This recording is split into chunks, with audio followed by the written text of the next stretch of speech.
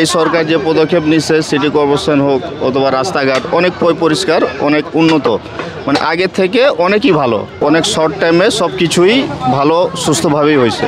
মানে মিরপুরের এইদিকে বর্জ্য অপসারণের ব্যাপার কতটুকু পদক্ষেপ নিয়েছে সরকার? অনেক ভালো ভালো, অনেক ভালো, ভালো, হ্যাঁ ভালো হয়েছে।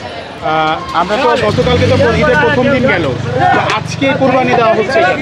গতকালকে কেন দেওয়া হলো? গতকালকে আমরা অনেক চেষ্টা করছিলাম কোরবানি দিতে, কষাই পাইনি, দেখা আজকে করতেছি।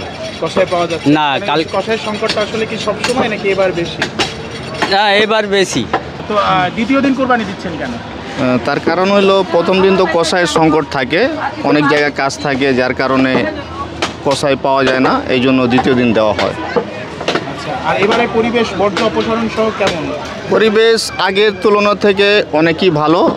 এই সরকার যে পদক্ষেপ নিচ্ছে সিটি কর্পোরেশন হোক অথবা রাস্তাঘাট অনেক পরিষ্কার, অনেক উন্নত, মানে আগের থেকে অনেকই ভালো। মানে এই যে খুব শর্ট টাইমে কি রাস্তাঘাটের যত বর্জ্য অপসারণ করা সম্ভব হয়েছে? জি জি জি জি, মানে অনেক শর্ট টাইমে সব কিছুই ভালো সুস্থভাবেই হয়েছে।